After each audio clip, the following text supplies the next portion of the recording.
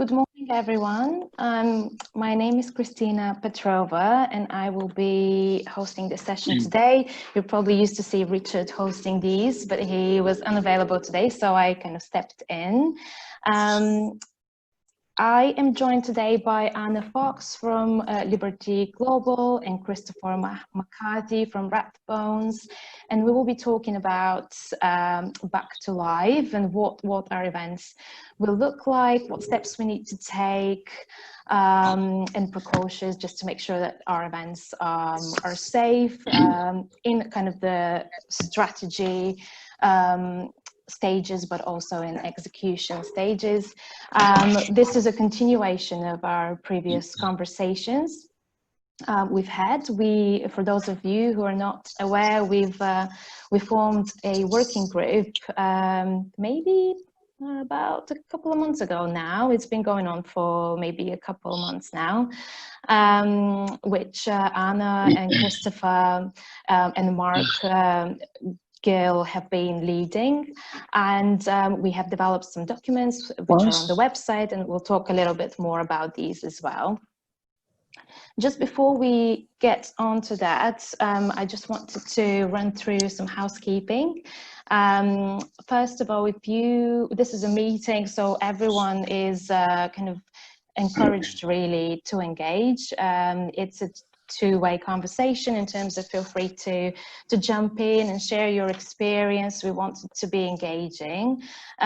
So you should all be able to, whenever you want to speak, to unmute yourself and ask a question or make a comment. Also, next week, we will have a couple of events which will take place on Tuesday and Thursday. Our Tuesday's events are our leaders discussions. So these are, again, quite engaging discussions for director level and above. So if you are managing a team and you're senior in your organization and would like to join these events, please email us and we will add you to the list. And then on Thursday next week, we will have an EMA exchange discussion, again, around live events. And we will potentially be speaking to Higherspace, who have developed a training program. And we've actually heard really, really positive feedback on their program. I've personally heard from a few professionals that it's been really insightful to go through the program. So this is what's going on next week. And now I will hand over to Christopher to just kind of briefly outline the work you've done so far and take it from there. Christopher, on to you. Lovely, thank you very much. First of all, huge thanks to Anna and Mark, and also as well the team of people that have been working with us as well. So it's not just the three of us. I think there's been about 10 of us, including the EMA members as well. So huge thank you to everybody for all the hard work you've put in. It's really just to say the documents that we've been working on, these were all put together at a time, as Christine said, a couple of months ago, at a time where we have no guidance whatsoever. So they're very, very much living documents. The aim is to go back and revisit them and have a relook and make any amends as more and more information comes out from everybody. They are available on the EMA website. They're on the very front page, and they're split into a pre-event checklist, an on-site checklist, an exhibitor checklist, and a supplier checklist as well. So please start using them. Please also as well give us any feedback that you've got on these documents as well. As I said, they're definitely living documents. They will be changing as time goes by, and we're very, very open to feedback from the members as well. When you do see the documents, you will see that there are repetitions going through documents. So things about cleanliness, things about deliveries. There'll be things that touch each part of the process. There's deliberate repetition through these documents, so you will see some things come up time after time after time. Yeah, please start using them, and then please give feedback as to what you think about them as well. Thank you. Right, I'll just hand over to Anna. Anna will talk through where we are with live events and based on government guidelines, what we can and can't do at the moment. It's just good to have this refresher, just so that it all sets the scene, so we know we're all starting off at the same place at the moment. Absolutely, thank you, Christina and Christopher. So everyone would have seen the guidance that came out, which was initially quite confusing, and for me, actually took a little bit of time to get my head around. There's a grid that's been put together. I saw from Chetan at Micebook on a call with him last week, and certainly we've replicated something similar for that for internal use as well. So at the moment, actually, we can host events up to about 30 people. It's unclear to me, and I don't know if anyone wants to chip in if they've seen, whether this includes staff on site. I believe it does. So I think there's mixed messages, certainly, for the 30 people that you can have in a room with social distancing, and whether that includes the staff. I would be inclined to say that yes, it does. 30 people regardless, so it's something that you'll need to factor into numbers. But certainly hotels are open for business. I know a number of hotels that are operating small meetings up to 30 people, again with the social distancing guidelines in place. All hotels and venues have absolutely nailed their health and safety aspect and the precautions that are putting into place. For me, certainly the venues that we would look to use for the foreseeable future would be ones that we're familiar with. If we're not able to do a site visit, we're not familiar with the space, if we're not familiar with the service that we would receive from them, then I would be inclined to possibly not use them. Again, I think that's personal choice, but it depends if you can get out and see a venue and have a look, and if you're comfortable to do that as well. Outdoor spaces, gatherings up to 30 people, obviously, in the current climate. And then from October 1st onwards is when we're expected to go to larger numbers now, whether that's stadiums that open up or larger conferences, congresses, that sort of thing. I think we're still going to have to wait for the government guidelines. So for now, I will certainly be sticking within the 30 people parameter up until the end of September. And there's still a call, certainly for us internally, whether we go up to those numbers or whether that's a personal decision with the business you want to do. I think you have to take into account travel plans or travel policies that you might have in place, and whether people even are allowed to travel to those venues or to those locations, depending on the restrictions that you have internally. So I think there's very much a conversation that needs to be had with the business, and do they deem it appropriate to have an in-person event? I think everyone has a different thought or feeling. Again, I'd be very keen to hear who has already gone back to live events. We had one this week in Amsterdam, though it wasn't in the UK. And I think what we're talking about here is purely UK focused. On the continent, things are very different. So they were allowed to have this event, but with social distancing, an off-site hotel. For all intents and purposes, I think it went well, but it is quite soon to be having an in-person event. So I think it's very much a business, and personally how people are feeling. They shouldn't be forced to go on site. I think at the stage when we're still dealing with the pandemic and potential second waves. So we've got some flexibility at least, and it's good to see things that are coming back, but I think there's going to be very much a suck it and see mentality before we actually kind of go back to where we used to be. Even if we get back to that point, remains to be seen. Great, thank you. It will be quite interesting to hear, as you, Anna, said, from everyone who's joined the meeting.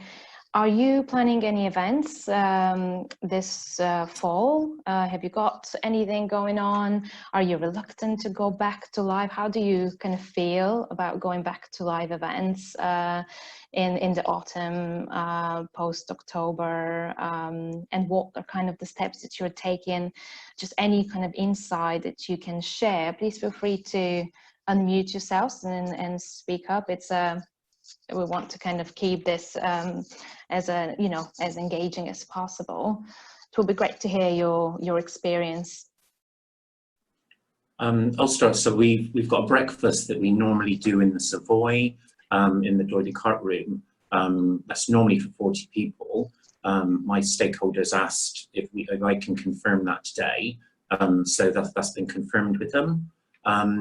It will depend on social distancing as well, because some of the say the room before you go into that room, which they call the museum, is quite a small room, which we would normally have tea and coffee. I would struggle to see how that's going to work under the current guidelines at the moment. What I have found with them is their cancellation policy is extremely flexible, so I can cancel 7 days in advance and get a full refund.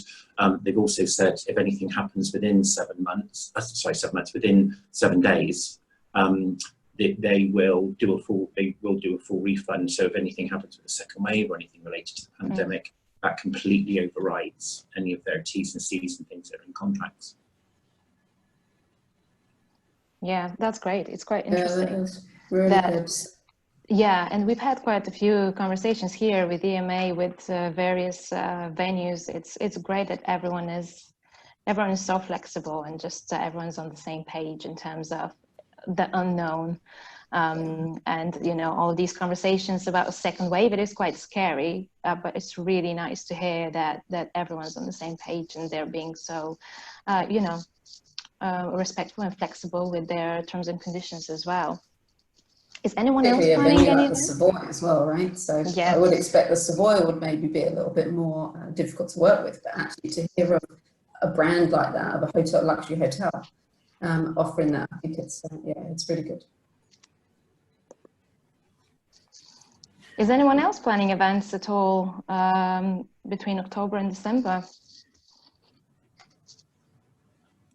I'm not attending any personally, but I think most of the events that I kind of have signed up for anyway are all online events, and I haven't yet seen much out there in terms of physical, but I know everyone is talking about it. Tamsin just commented, she's saying we're reluctant to commit to anything yet, and the uncertainty and risk of local lockdowns makes it uncertain. We're also aware that the appetite from attendees won't be there. I mean, I can step in a little bit. We actually made quite a big move. We moved all of our meetings originally from March, April, May, June, July to September, October, November, December, on top of all of our other meetings. We've just made a decision last week based on feedback that we're getting from our clients and our delegates that half of them are still, even more than half, are still a little apprehensive about doing anything live. So we have made the decision to move everything all the way into March. So March 2021 will actually be our first live event, which breaks my heart. But I mean, I realize that it is the best decision that we made. The great news is with everything, with all of our contacts with the hotels, with the flexibility of the hotels, we moved 66 meetings, and in total, I mean, I'm still in shock about this, we had an overall penalty of $8,000. That was it. So that just gives you some information about how flexible I think that most of the hotels are being. And, you know, of course, it's also relationships that we have with them, but still, they've been really incredible and understanding with all the moves that had to be made. Just out of interest, Elisabeth, were the penalties from people that you usually work with, or were they from new venues that you didn't have a good relationship with, or? It was from a new venue. It happened to be a family-owned hotel that originally they wanted a much larger penalty, but we were able to get them down. But all the existing, you know, the relationships that we already have, they were really, really remarkable. Mm-hmm.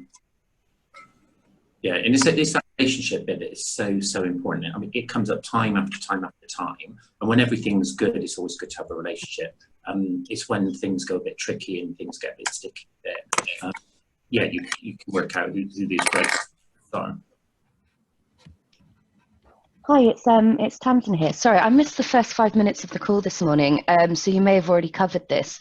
But on last week's meeting, there was, you mentioned that the DCMS were kind of, you know, clarifying some of the uncertainty around certain areas. So once we get to the 1st of October and you know, stadiums and larger venues are allowed to open again, how that might look, how what kind of levels of restrictions might be in place, how the local lockdowns might affect it. Has that guidance come out yet? Not that I've seen. Certainly when I last looked, there was the conversation or something about pilot events, and I know certain venues or certain hotels have been earmarked for pilot events, but what I've seen, they've not actually disclosed what the pilot events are or actually how it's going to look after October. And I think they're probably just holding their cards very close to the chest. They probably don't want to give away or say too much because people would just go full speed ahead, and then there might be a lot of backtracking, I would imagine. Yeah. It will probably get through August and then get through the summer, you know, that summer period when people should be off, I guess. And then I would imagine that from the 1st of September, we might see what movement there's going to be for October.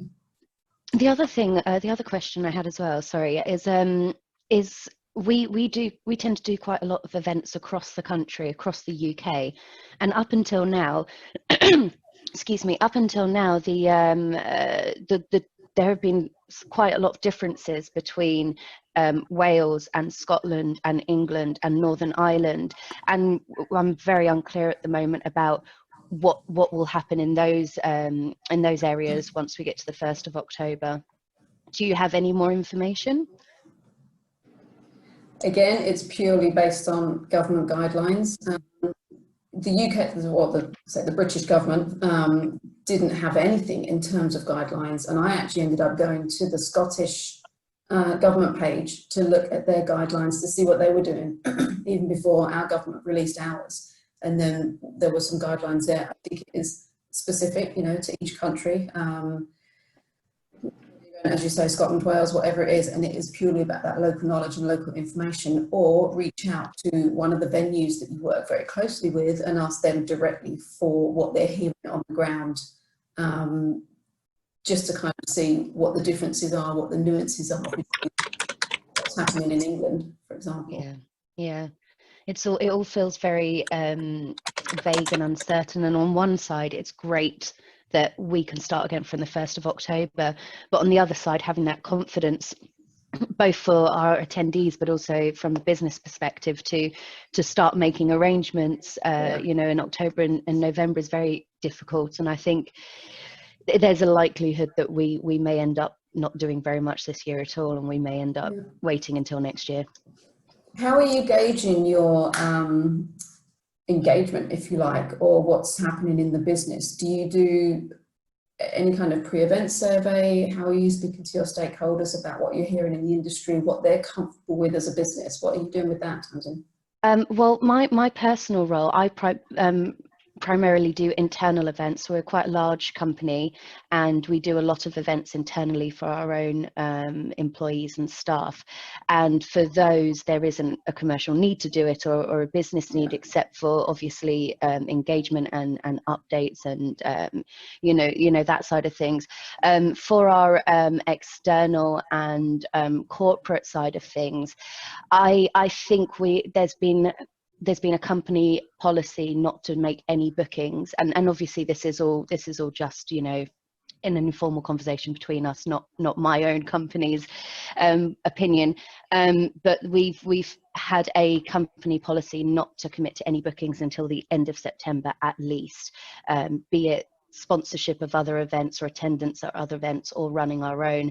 And I think that until we have more certainty about what might happen, we're just not even we're not even sort of having those conversations about running the events. I think we're just trying to keep in contact with our customers and our partners, and just trying to keep that engagement up and trying to find other ways to meet.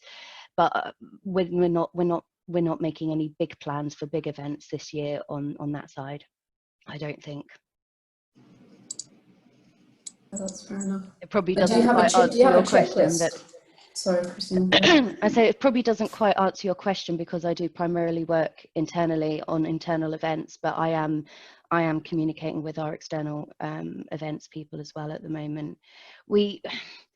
Do you mean checklists for preparing and running events? Yeah, so any kind of health and safety checklist that you personally put together for, what's relevant to the business. We did the stuff on the white papers for the EMA, but so much information on there. So we've done one internally that's kind of a more tailored approach relevant to our events. Yeah, we do have obviously checklists and health and safety policies anyway, but I have been keeping my ear to the ground with what Mia's been publishing and what the different guidance out there, and I actually think it's really great. And I think when we do start planning, we will start utilizing those tools that are out there, definitely. And I think that's a great point, actually. If you, we've put obviously our guidelines for EMA together, but if anyone has any documents they're kind of willing to send over, we are kind of keen to see what everyone is working on and update obviously our guidelines as we go. There have been a few organizations putting guidelines, other associations as well. So it's if you've got something to send us, that would be great. It's quite interesting. There have been a few comments that people are still reluctant to hold events in September, and it's quite funny. The other day I read an article somebody posted on LinkedIn. It was about the wedding industry and that their weddings being booked for every single day of the week for next year, which I wonder whether we'll see the same for live events, if people are not reluctant to hold events in the autumn and they have to be moved to next year. So I guess flexibility, availability of venues might be quite a challenge. And Donna, thank you for sharing that article. That's really interesting. She just shared an article about a gig, the first gig that didn't had the social distancing in place, and even though it went well, it wasn't necessarily financially successful, and it's not a sustainable future. We shall see how, I guess, our first live events go and how how things will develop. But that kind of brings me to my next question, which is more around kind of the risk assessments and just kind of digging a little bit more into the documents that we put together already. Christopher, would you like to kind of go into a little bit more detail on some of the points that you have touched on in the papers? Yes, so with risk assessment, I mean, first of all, with getting back to live, it feels like until everybody's happy in things with public transport, that feels like the biggest barrier to a lot of things at the moment. With the risk assessments, it feels very much venue by venue.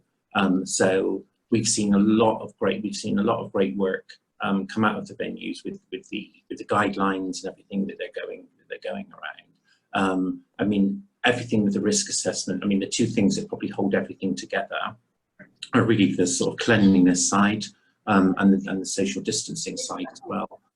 So a lot of it will be working working venue by venue and seeing what those social distancing looks like.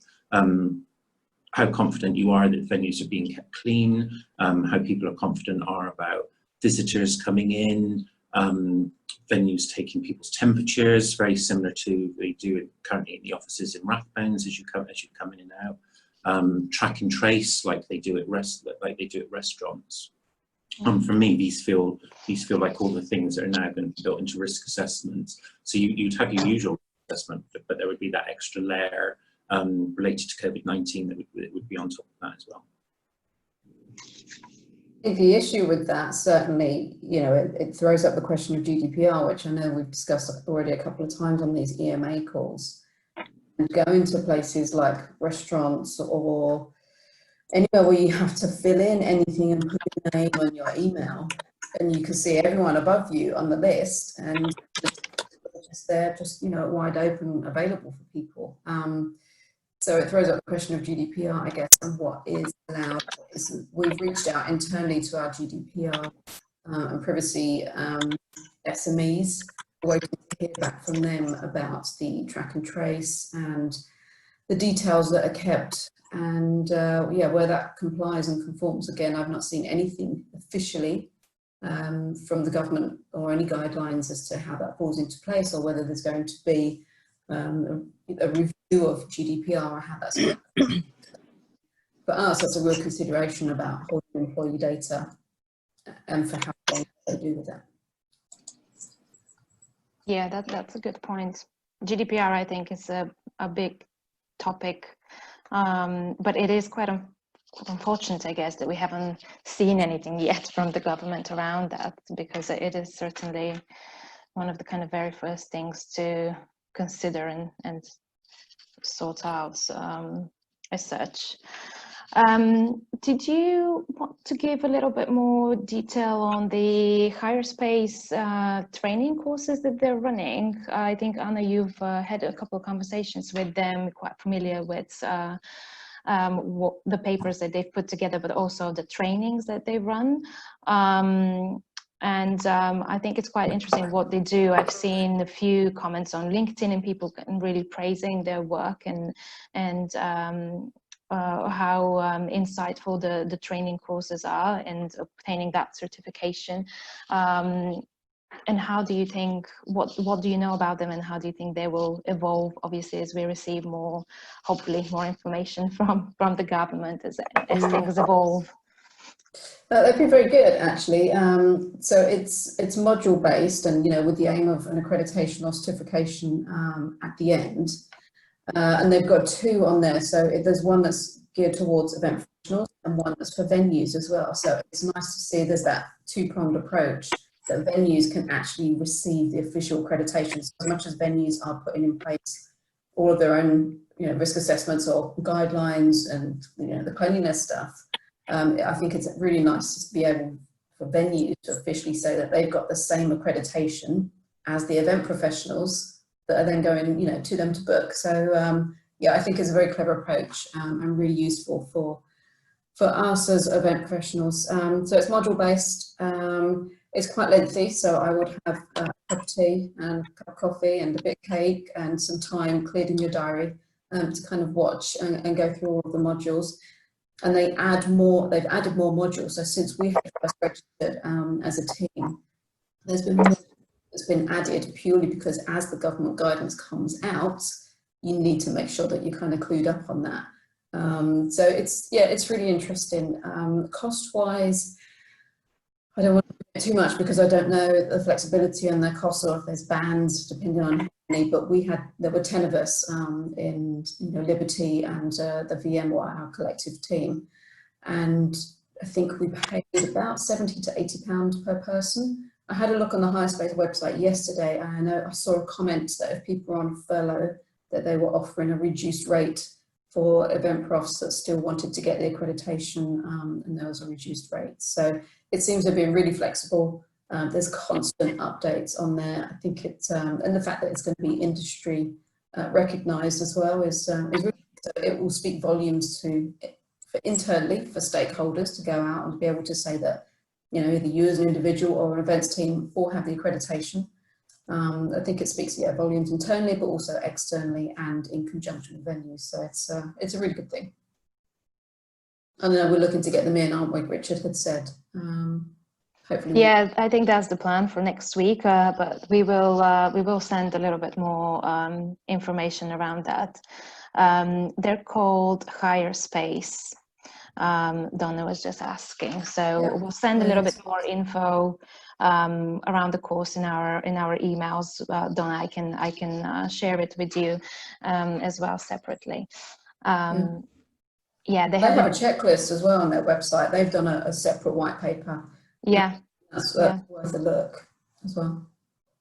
Yeah, it is something that we could just upload on our website as well for our members to access, because the most kind of information we have, the better. I think the AEO, they just sent a paper as well. So I mean, until we have clear guidelines from government, all we can do is just really gather together, discuss, and come up with the best solutions for the time being. Yeah, that's what Donna was saying. They have been very active in the space, which is true. Does anyone have any comments, questions, insights they want to share, or just kind of comments on where they are, or anything they want to kind of share with the group for further discussions? We've got another 15 minutes to go, so feel free to engage. I think a couple of people are leaving already. But we will be, as I said, this is a work in progress. So we will be having these conversations again as we receive more information.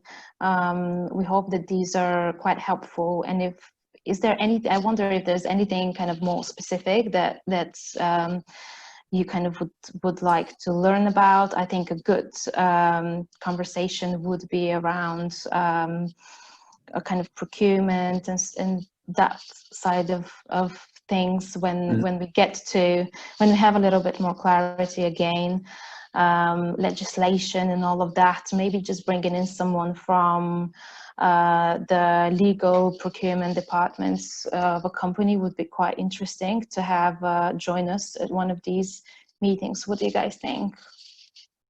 Yeah, I think it's a great idea. There was one last week that I hopped on with some events industry sort of legal representation that was really interesting, actually. It might have been the Mice Book one. And again, their interpretation of the guidelines, what we can and can't do, whether there's an addendum or something that will go into conditions that allows a little bit more flexibility around contracts. Conditions and cancellation policies, but certainly if venues are playing ball and if venues are actually building in a good policy and flexibility on their terms and conditions, even hearing about the Savoy, as Christopher said, I think that's really encouraging. So the fact that they're willing to work with that, and I know the venue that we had used, it was in Amsterdam, so it's not UK based, but they had a deferment of 12 months with no fees. So if anything would happen and we had to cancel, you can absolutely cancel, as long as you go back there within 12 months, which is hugely flexible. And I think it's going to be key to keeping our industry moving and not, again, having this bottleneck, if you like, or just coming to a grinding halt. So it's having that. So it'd be interesting to see how venues work because it's affected us all. And I think there's a lot to be said about the legal side of it, or procurement, and hearing from individuals as well what their processes are, because everyone is different. Not everyone I recognise is in a corporate environment. Not everyone have in-house legal representation. Who signs off on that? Who's responsible for getting events over the line? Everyone's got a different internal process. So for me, it's quite interesting to hear what others have to do. Yeah, absolutely. And that's why obviously these relationships and partnerships with our venues are so important, because as you said, not every company has their internal legal teams to kind of support with the procurement process. And it's really kind of working with our industry partners to come to a, solution together.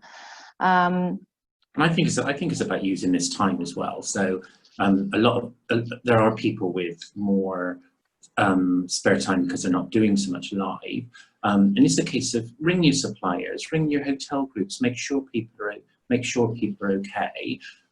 It's just using this time just to keep those relationships going, because in 6 months' time or 8 months' time they're going to be even more important than they are now, when there's loads of business flying around, everybody's happy about everything. I would say really just use this time just to check in on people and just make sure people are okay and just keep all those relationships going. Yeah, absolutely. I'm quite curious to hear from, I think most of us probably work with the big hotel chains and, quite large venues that have like good backup financially. But there are also a lot of smaller boutique family-owned businesses who might have not made it through. So it will be quite interesting to kind of hear how they what are the consequences, how they deal with the situation if a business has closed, and what are the consequences for obviously the event organizers. What are these conversations, what do they look like? That would be something that I'm kind of quite curious to learn more about, because I know of a few hotels, small hotels, that have closed, unfortunately. So it's definitely tough times for everyone, and I think that's a really good call, just to kind of be there and support each other as much as possible, because that's all we've got at the moment. Each other. Great. If you don't have any more comments, we can wrap up. If not, please feel free to kind of raise a question. It's quite interesting, because at the moment when I'm kind of looking at what jobs are out there, it's quite interesting to see, maybe in the last week or so, that people are also including in their job descriptions that they're looking for people who know how to run events in the current kind of COVID environment. You wouldn't see that before, but it's only kind of over maybe the past week that I've noticed it in the job descriptions, and kind of like to be ready to run these events and what measures you will be taking. It's definitely on everybody's, minds. And as I said, we will continue these conversations. But thank you so much, Anna and Christopher. If anyone has any comments post this session, feel free to email us at any time. If you've got documents you can share with us as well, we will distribute them to the membership. Any information that we have, I'm sure will be useful for everyone else. So let's continue the conversation. Let's support each other as much as we can. And we've recorded this session, so we will put it on our website for people to review. And we will speak to you again next week. Further information on our events will be sent in our mailings. But thanks everyone, and enjoy the remainder of the week. Thanks. Thank you. Thank you. Bye. Bye.